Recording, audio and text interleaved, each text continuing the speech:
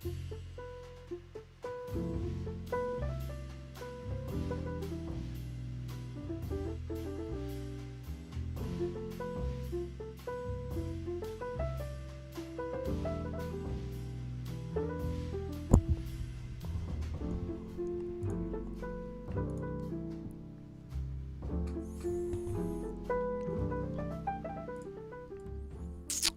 is up, everybody? Good afternoon. I think this is the first time I've gone live in the afternoon like this. I honestly can't remember any time I've ever gone live earlier than, like, what, 6 p.m.? Good afternoon.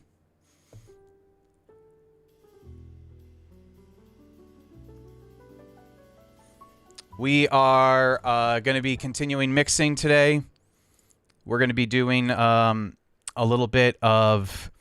Hopefully, we're going to finalize the mix today with my version of Rain by Zaki Ali, the same song you guys mixed for the mixing contest. Got back from the gym, feeling good. Took a nice shower, ate some lunch. It's nice and warm, so rocking the sleeveless shirt. I don't care. And yes, I have a cringe Batman tattoo. Just want to get the jokes out of the way. Okay. I hope you guys are enjoying your Tuesday. I'm only going to be live until around 4-ish, and then I'm going to head off because two things. One, I'm going to my mother's for dinner tonight. Going to catch up with Mommy Dearest. And two, my guys in Revenge of the Sis are going live at 4 o'clock, and I want to watch their show. So we will be live until 4 p.m. Eastern, so that's 2 hours. Should be more than enough time to get what we want to get done today. So some people are checking in. Great. How you guys doing? Thank you for joining. So let's get right into it. So I have been on a crusade to get the message out to you people that you do not need expensive, cost as much of a house, cost as much of a Rolls Royce, budget of analog gear in order to get a good sound. And I'm proving that with everything I do on my channel, but also I'm proving it in this mix. Now, these were recorded in Zaki's studio, and these were the stems that were provided to you guys for our mixing contest. These stems are the same stems that Zaki mixed for his record. And on the very bottom here is the final master of his mix. So this is the final product, and it's been a couple of days since I've listened to this. It's been a couple of days since I've listened to any version of this song, whether it's my mix, Zaki's mix, or listening back to any of your submissions. It's been a while since I've listened to this song, and what we're basically going to be doing today is going over what we have so far and making tweaks. Everything is sounding pretty good, last I heard, and we're pretty much 80% of the way there. I know there's not a lot going on with this because this was a very solid recording. This was an excellent recording, actually. Zaki knows what he's doing. He's an amazing I can't talk today. He's an amazing songwriter. He's an amazing engineer. He's an amazing producer. And he's an outstanding artist. So the sources are going to be fantastic. And as we all know, guys, an excellent source makes an excellent mix. If you have a garbage source, it's going to be a garbage mix. Shit in, shit out. I cannot stress this enough that if you have a good foundation and a good source to work with, you are going to have a great mix when it's all said and done. You do not need to have an arsenal of analog gear. The gear that Zaki used to mix this song and mix his album costs around $120,000. I'm doing the same stems with a couple of third-party purchases and mostly the UA Spark plugin collection, which costs me about $14 a month. That's it. That's all I'm using. I'm using completely in-the-box plugins, and I'm comparing it to Zaki's over 120 grand worth of analog EQs, compressors, limiters, and professionally mastered by the same dude who mastered the new 40 Below Summer record. So, hold on. Let me look up his name real quick. Let me just, because I want to give the proper credit here, like who fucking mastered it. The name's on the tip of my tongue. I don't remember.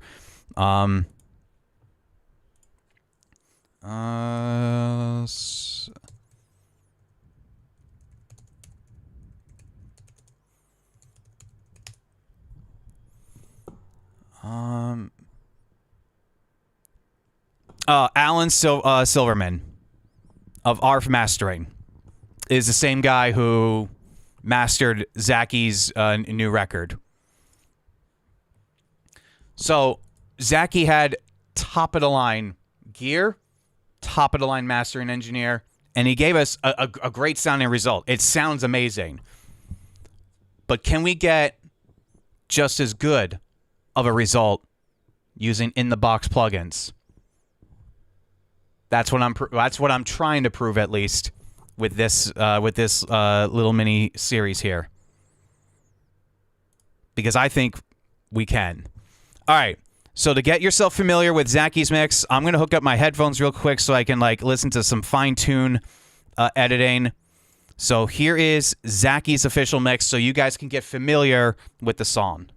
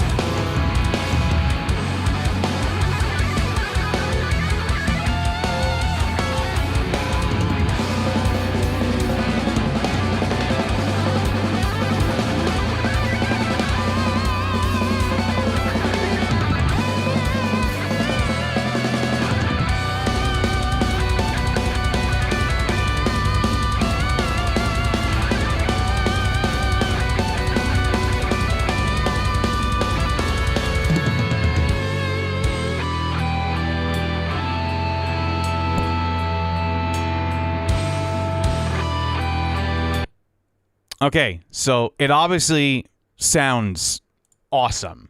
Like, it's a fantastic composition. It's well mixed. sounds fucking dope, actually. Like, it sounds really good.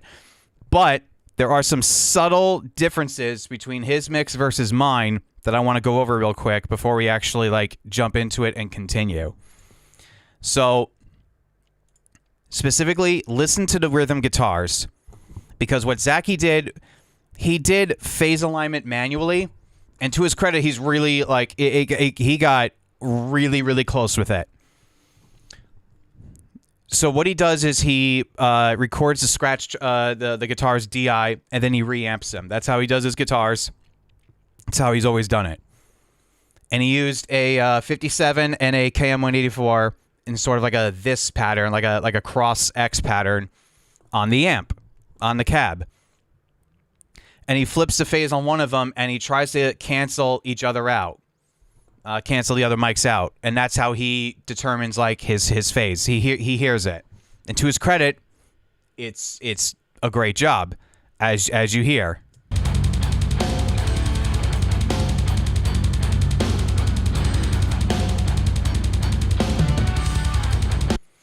But when you listen to my tracks, and I'm going to flip over to my mix now, I have auto align on the rhythm tracks. And auto align, what this plugin does is it reads the waveform and it moves it and flips the polarity if needed in order to have perfect phase alignment. So I sent one mic to it and the other mic I had as a receiver, and auto align moved the guitar 3 samples over to the right. 3 samples, which is nothing almost. But as you'll hear, let me pan this center real quick. I'm going to play it without it, and then I'll play it with it.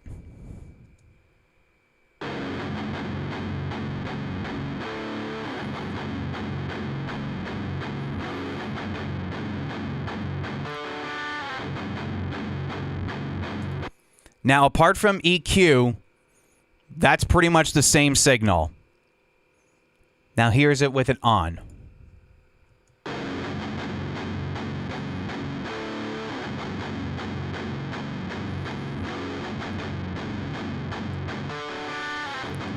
Without.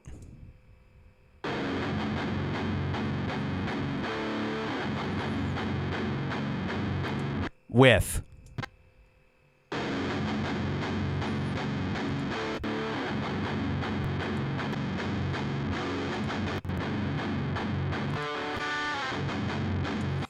You hear the brightness come through just a little bit more, and it's a very subtle difference, but it makes a huge difference. Let's hear just the rhythm tracks, all the rhythm tracks. So he quad-tracked this. I'm going to play it without auto align, and then I'm going to turn on auto align. Now, same concept across all 4 sections, all 4 parts of the rhythm track. I'm going to play them off, and then I'll put them on.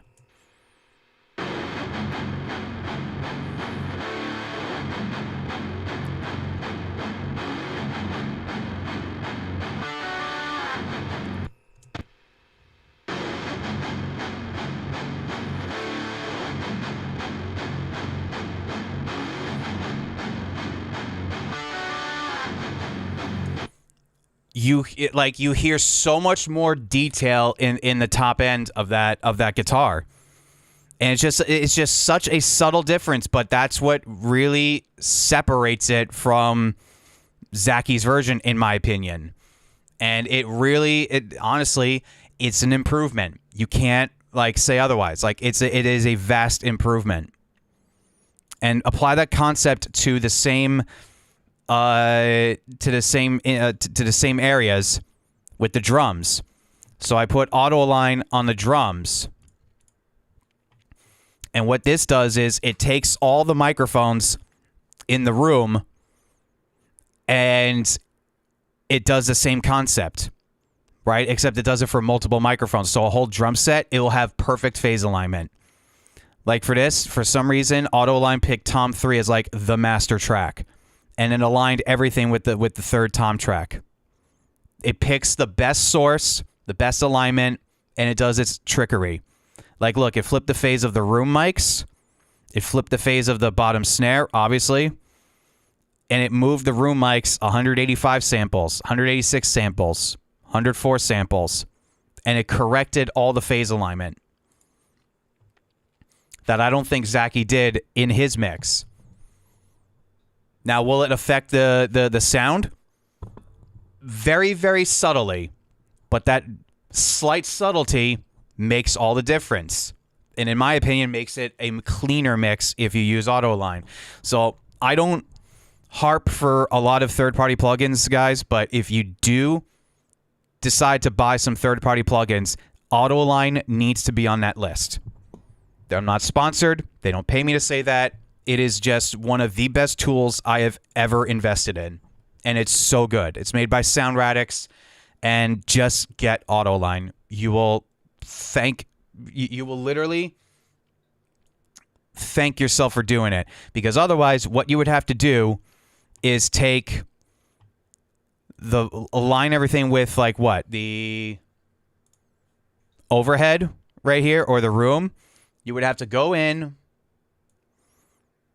and just align everything perfectly with the waveform manually, and then see if that sounds good, and then flip the phase, see if that sounds good. It is so much.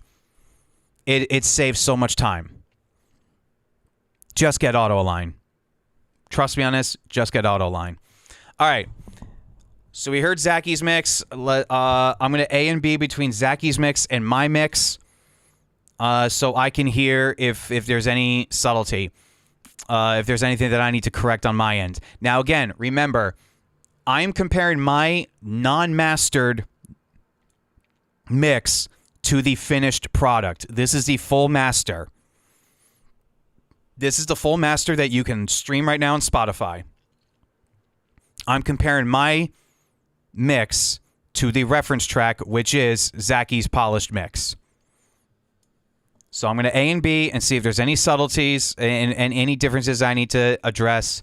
I'm going to put the headphones actually on so I can like really isolate myself and hear it and hear any differences I may need to do. So let's get to a good old-fashioned A and B setup here.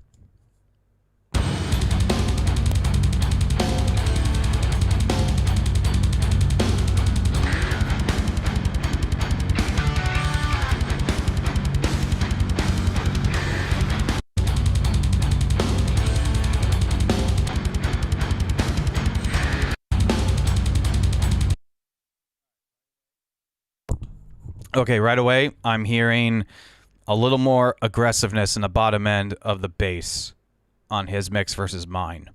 There's a lot more drive in his bass versus mine. So let's fuck with the bass a little bit and get a little more aggressiveness in that bottom end. I think what I also should put up here is my multi-band compressor that I put on for my mastering check. I'm not compressing anything. I'm just grouping the frequency areas so I can mute everything else except this frequency range. And this is how I check like my A and Bs. So I'm just gonna play the intro section over and over again because that's when I hear the bass more clearly before the leads and synths all kick in. Let's solo the low end, and let's hear what his mix sounds like compared to mine.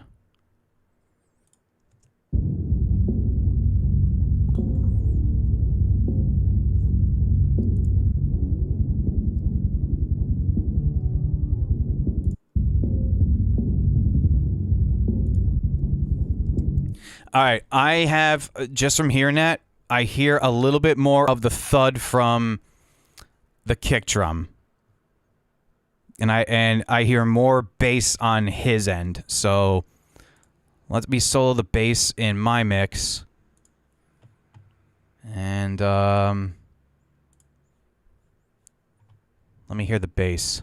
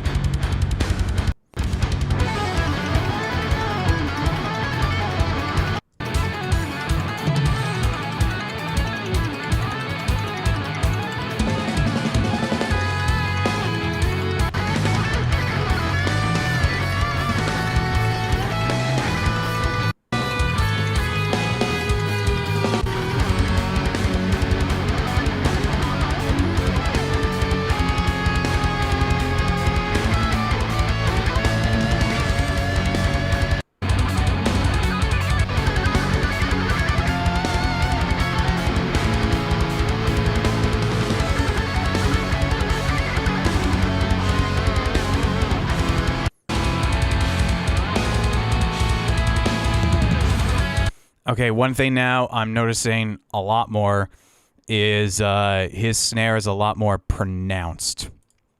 Like it has, it's. I don't know if it's just simply louder, or it has more bottom end to it. But something tells me that the snare. I'm gonna try to bring that up and just see if like bringing it up in volume solves it instead of just going back to the EQ.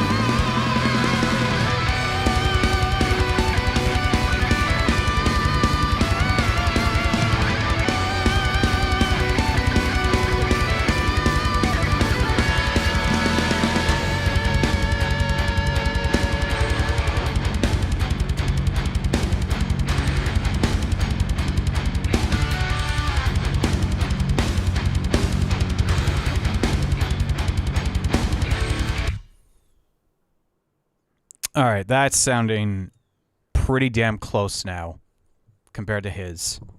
That's sounding really close. Like levels with the snare and everything. Like that's again, guys, I'm trying to match like the mix levels and the dynamics of his analog mix with digital. So like how everything's sounding on the analog front, again, 120 grand worth of analog gear went into his mix versus mine, which is using just the digital counterparts of that same analog gear. Forest Mommy, I like this kind of metal or whatever it's called. Yeah, you could say it's metal. It's instrumental. It's prog metal, if you want to put a label on it.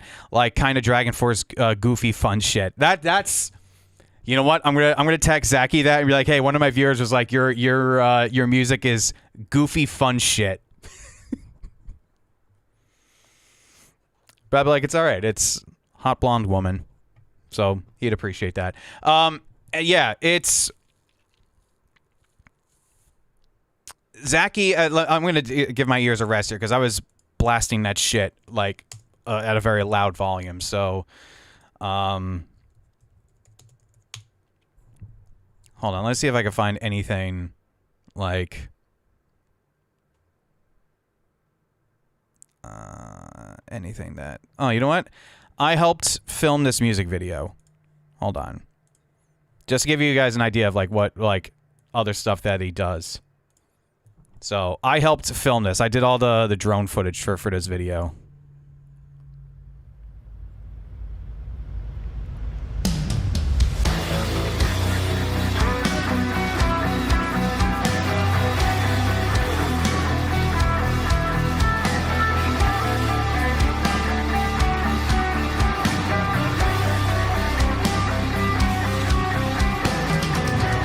So this was a fun little. I documented this in the behind the scenes video, but the red light that's lighting up Devore right here on his left side is the brake lights of my Mustang.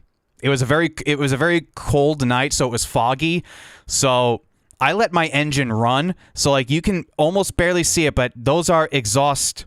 That's exhaust coming from my car. Then I was using it as a red light, as a accent light onto him.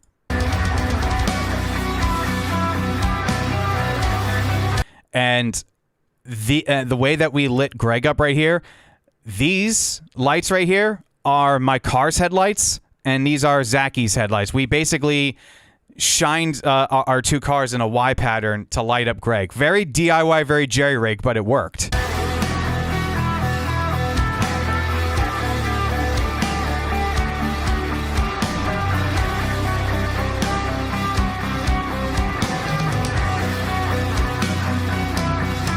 And that's Zaki, obviously, right there, with his 800 string guitar.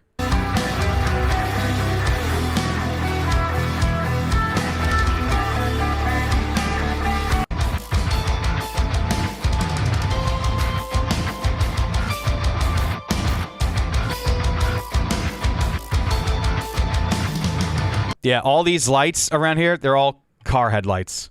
And that's what we use to light up the scene at night. So let me post his link in the chat for everyone to... Let me post his channel so you guys can go follow him. He posts a lot of live videos as well, like a lot like him doing a lot of live shit. Let's see. Yeah, let me post Zaki's video channel in the chat.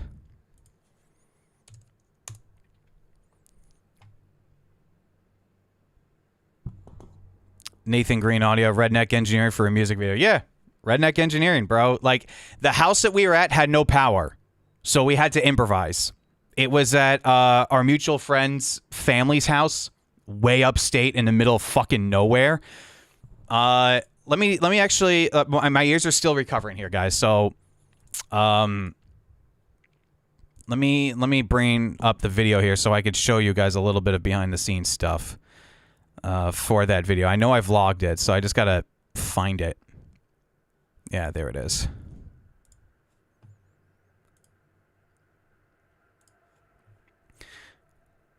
So we drove all the way upstate, and I got my drone filming a bunch of the behind the scenes stuff, and we set up his drum set in this tiny ass jerry rigged entire like fucking his there's no way we could set up a drum set here, but I made the mistake of pointing out that the line of sight with the gate and the trees would make for a really cool shot. I took a picture of it and I showed the director, which is the guy on the right next to Greg, right over there. And he liked it, so he's like, we're doing it now. So I'm like, all right, sorry, buddy. And I got a couple of B-roll clips. So, like, there's the shot, him in the trees, and if you watch the whole video, like, it looks sick. It looks really cool. So, I was getting the drone around, just doing, like, a bunch of rotating shots around the band while they were doing their thing. We had a big, huge boombox speaker for playback. There's the director, Tristan, doing his thing, and I'm basically getting drone for everything, and I'm getting, like, sunset B-roll. And then there it is. There are our car headlights lighting up the scene, and yeah, like it was just a really fun day, just doing our thing up there, and it looked so cool. It looked so cool, and I got a couple of B-roll shots as well. That Tristan didn't use any footage I shot right here in the final product, but like I thought it looked cool at least. I still have the footage. Maybe I might take a couple stills from that because like they're really cool shots. And using my car as a fucking key light. And that was jerry-rigging that video. It looks good. Like, it looks really good. So yeah, Zaki's channel is in the description, is in the chat room. Go follow him. Go like his profile and watch his music videos. He's just an amazing musician. Sun's out, guns out. Yeah, FOMO. I went to the I did my photo shoots for the day. I photograph real estate for a day job, guys. I only had 2 listings this morning, so I went, did my listings, came back, got lunch, went to the gym, and took a nice shower before I got on today. And it's warm out. It's like almost 80 degrees, so I don't have my air conditioning on yet, so why not? And yes, guys, get the Batman tattoo jokes out of the way. This is a mistake. I got this on my 21st birthday when I was much fatter, and the tattoo artist was like, you know, if you lose a lot of weight, that tattoo is going to be, like, hysterically big. It is. What I want to do with this, though, is I want to make a mural of the Justice League and Marvel. So I want to turn this into an entire, like, superhero sleeve. What I really want to do with this, you know Thanos' Infinity Gauntlet? So I want to get the Infinity Gauntlet tattooed on my arm like a sleeve.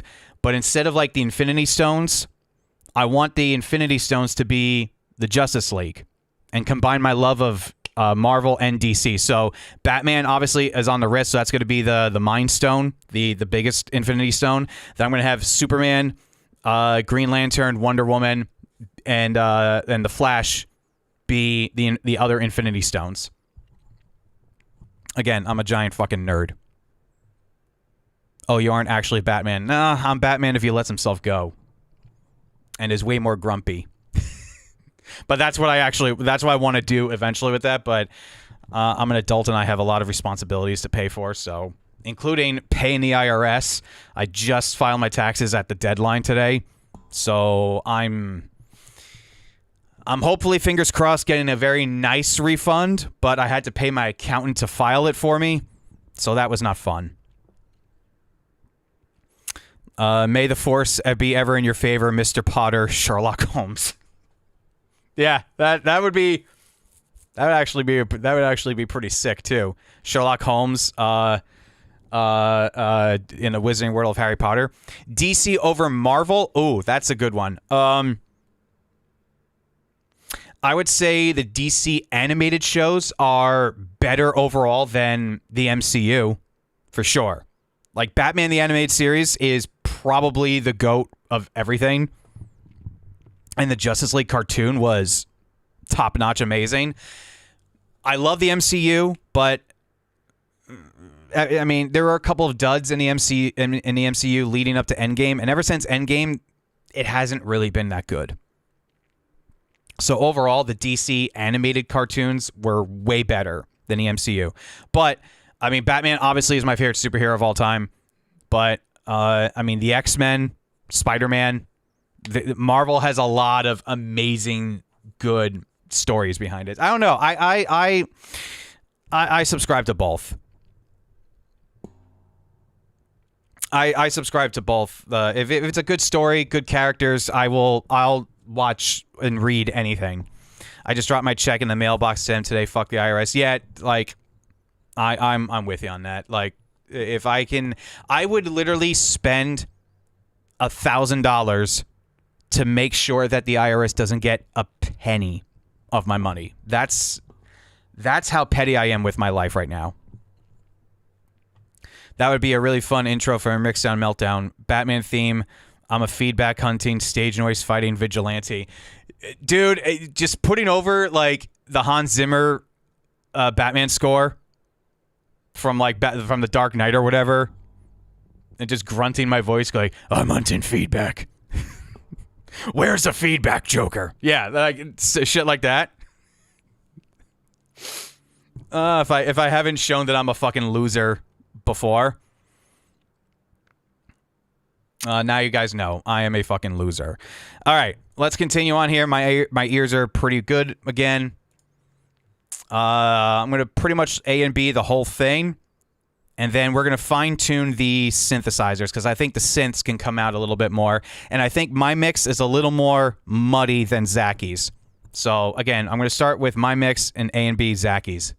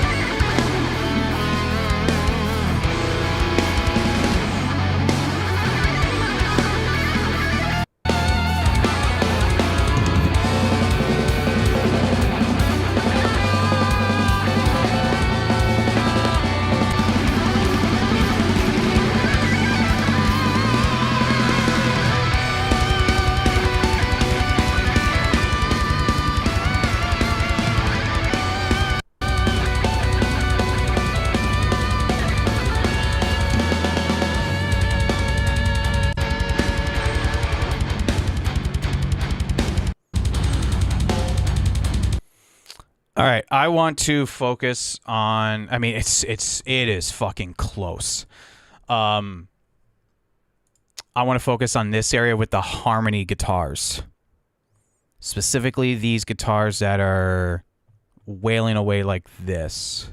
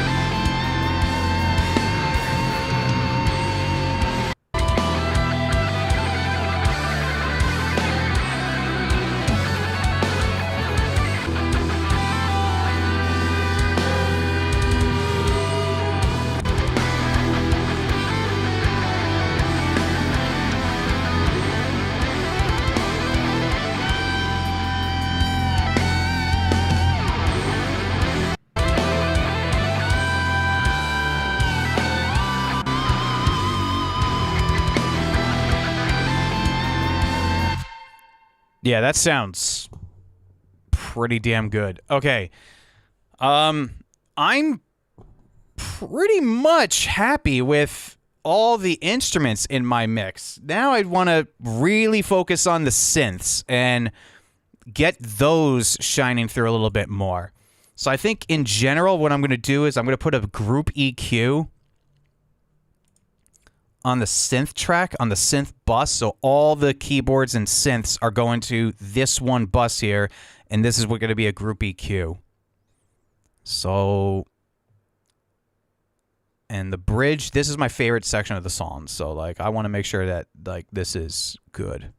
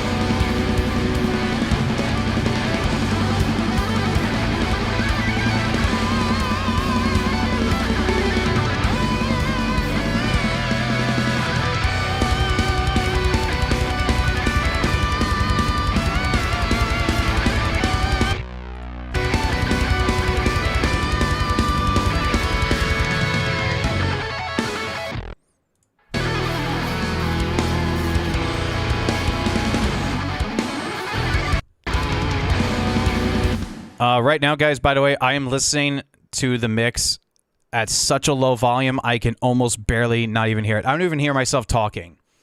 So I'm listening to this mix at extremely low volume right now in my headphones, so I can hear all the fine details. Normally, I used to just turn down the master volume so you guys can hopefully hear it too, but I realize that most of you are just watching this on your phone or your laptop speaker, and you don't want the volume to just be super quiet and then me come in and go like, bah, with the loud volume. So if you want to hear what I'm hearing, just turn the volume down all the way, almost to the point where you could barely hear it. And you'll be hearing the subtleties that hopefully I'm hearing too.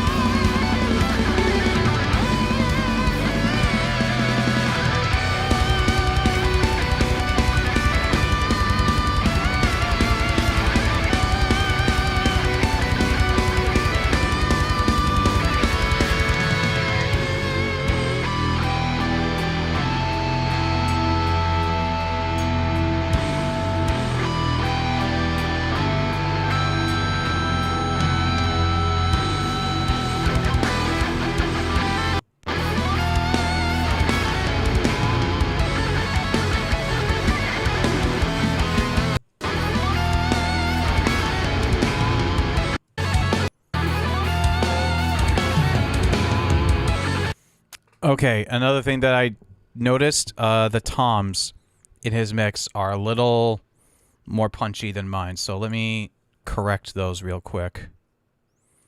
And then I think we might be good for mix bus processing on this, because loud volume, low volume sounds clear, crisp, and fucking awesome in my headphones right now. And it sounds good on my speakers too, so I'm enjoying this.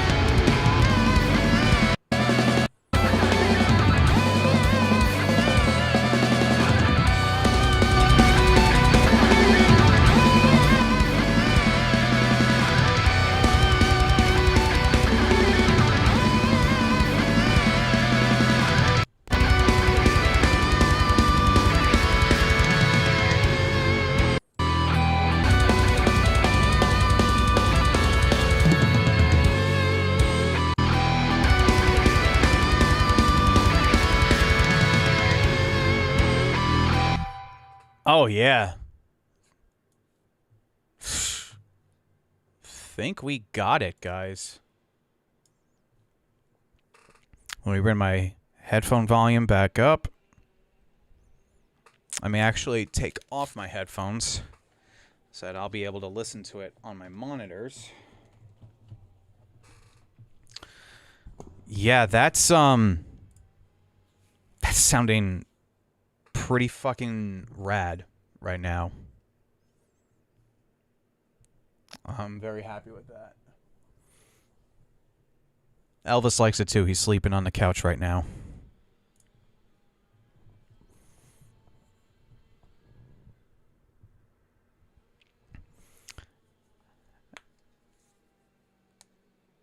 Yeah, I'm early today, Jesse. I just decided to go live. I wasn't doing anything this afternoon. I went to the gym, had lunch, and I'm going to go to my mother's for dinner tonight. I'm actually going to rinse up and sign off around 4 o'clock.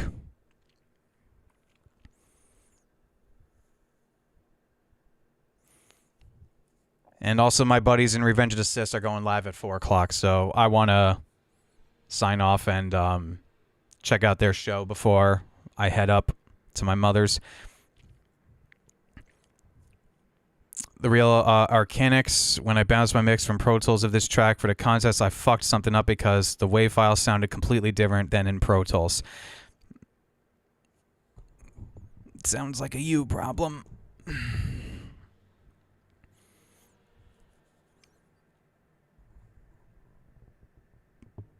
Yeah, you okay. Well, you at least like you admit you fucked something up. So yeah, I don't know how it could have gone. I don't know what you may have done, but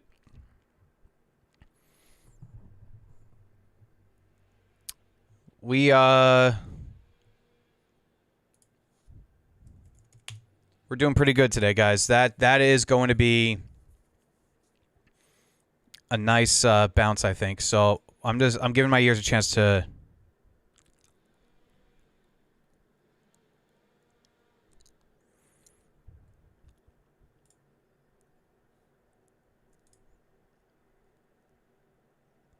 I really wish people would stop doing this on my channel. I really wish. I'm reading a comment. There is a guy who left a comment going like, I'm amazed at all this gear, but I laughed when you said, and you're working on a Behringer X32. No hate, though. That's like saying no offense before you insult someone and you say something like really mean to them. Like, dude, it's okay to admit you're a gear snob. It's okay to admit that you are, you have this idea in your head that, certain amount of gear is just like not good enough for you. It's okay to admit when you're a snob.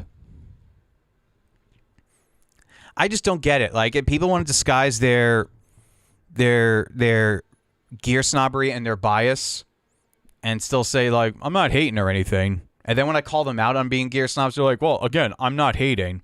You're overreacting. No, dude, I'm just calling out your gear snobbery. It's the worst. It's the absolute worst. Okay, let's get to mix bus processing. Let's dial in a nice stereo bus compression. Let's really get something nice going so we can glue everything together. Let's get master fader down to 0. And let's get going. SSL, native bus comp.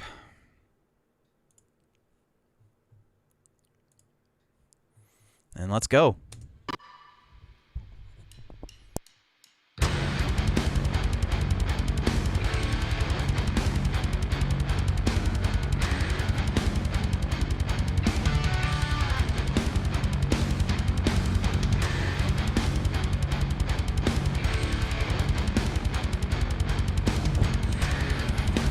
Actually, I lied. I want to do one. I want to do one more thing.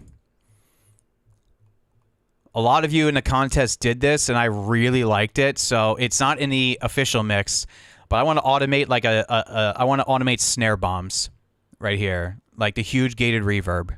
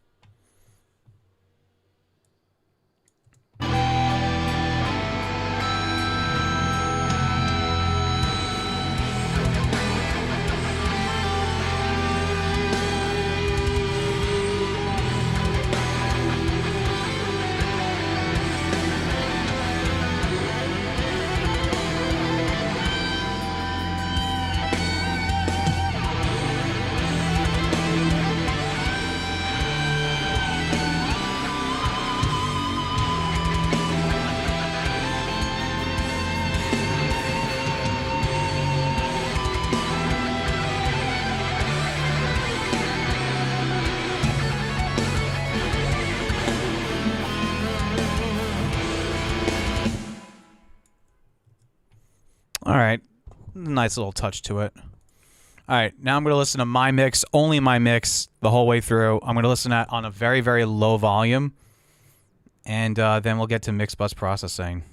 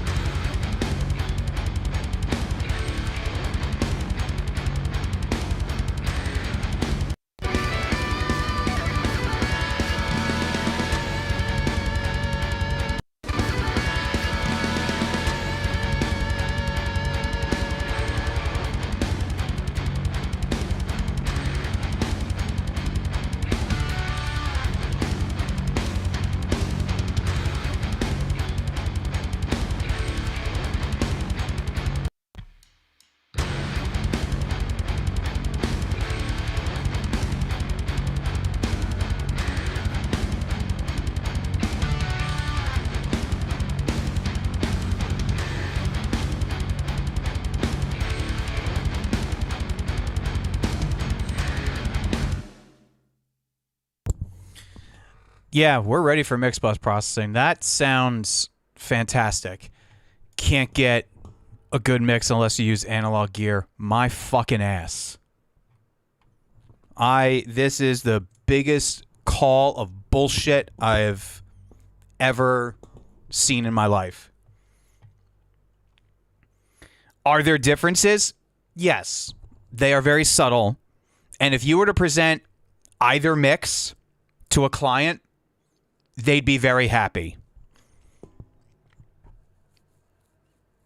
This isn't like a contest to see which one is aesthetically better. This is to show that you can get incredible results using in-the-box plugins versus 120 grand of analog gear. And I'm not even fucking, like, I didn't even run this through my mastering chain yet. This is still just the mix, comparing it to Zaki's master. So anyone that says you can't get good results unless you use analog gear, go fuck yourself.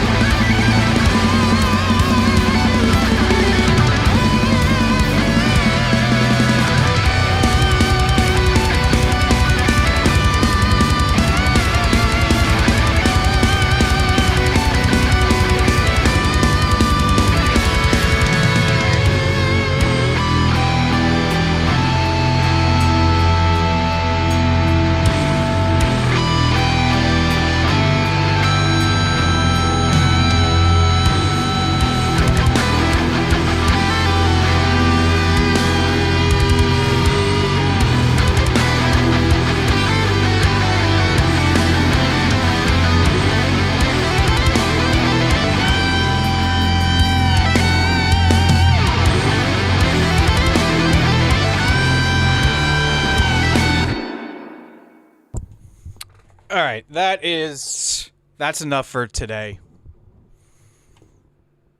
I don't want to start overdoing it.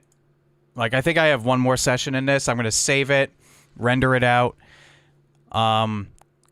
extensively compare it with Zaki's mix to see if I can match exactly what he did.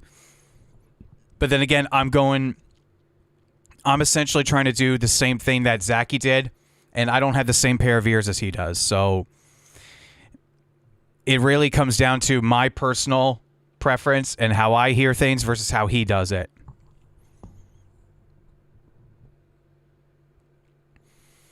DJ Dan, is Reaper good mixing for live stream at a church?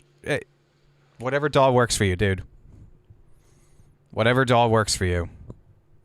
I would not use a DAW to mix your set because you're just going to add latency to your computer. You're going to add phase issues with your plugins. You're going to add all these issues with your broadcast. Just use a mixer. Just use the built-in EQ, compressor, and effects on your mixer. Just why do churches do that? Why do they do that? Use the fucking mixer. I don't understand why people do that. All right, ROTC is gonna go live in a minute or two, so I think what's really gonna like throw me off with this is, I mean, immediately when I'm hearing the snare drum on Zaki's mix is still a little more prominent, and I should probably ask him how he got his snare to sound like that. Pick his brain, because I mean that snare sounds really fucking good. It sounds really good. I'm just waiting for ROTC to go live so I can raid their stream. But what notes that I have so far? I mean, I got the volume. It's just as loud. And the layout of the mix, like it sounds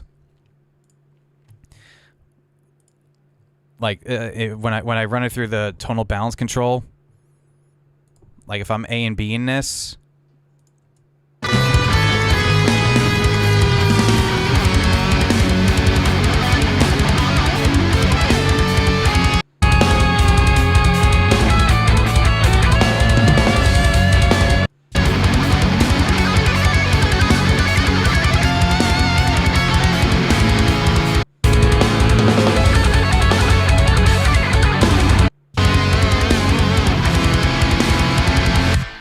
I mean, there's such a tiny difference, but what I will say absolutely is my guitars, the guitars on my mix are clearer sounding than on Zaki's mix.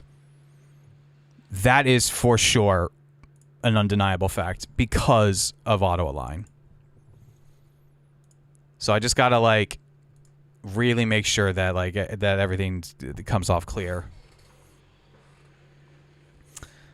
Come on, Royce and Mersh. It's 4 o'clock. Go live so I can raid you. Because I want to take another shower before I head out.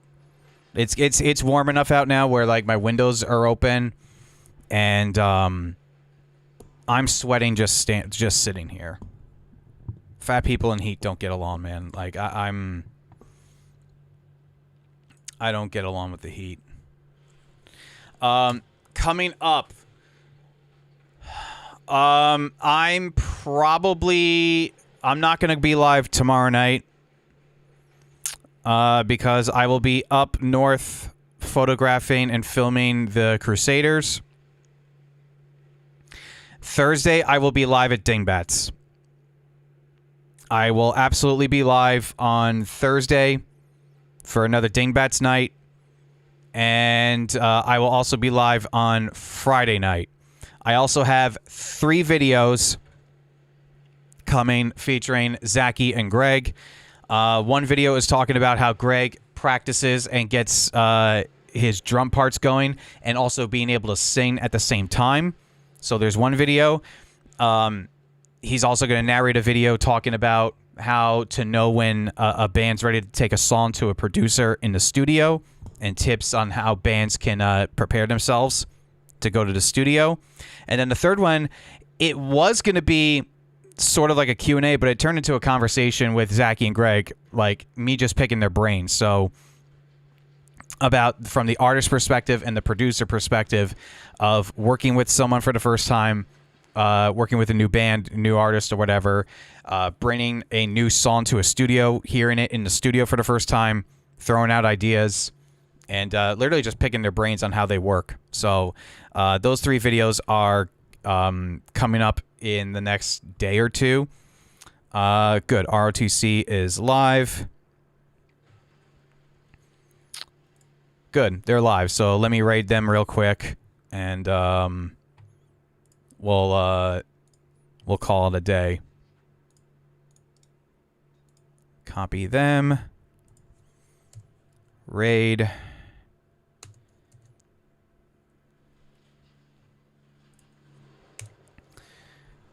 Raid them. Confirm. All right. ROTC's live on Rumble and YouTube. Go check them out. And I'm out of here. Bye. Her husband wasn't fucking her because he was on some chatterbait site with fucking balloon tits. Yep. So she took it out on fucking Rover. And what happened was she saw him online one day chatting with somebody doing puppy play. Oh, she's like, that's it.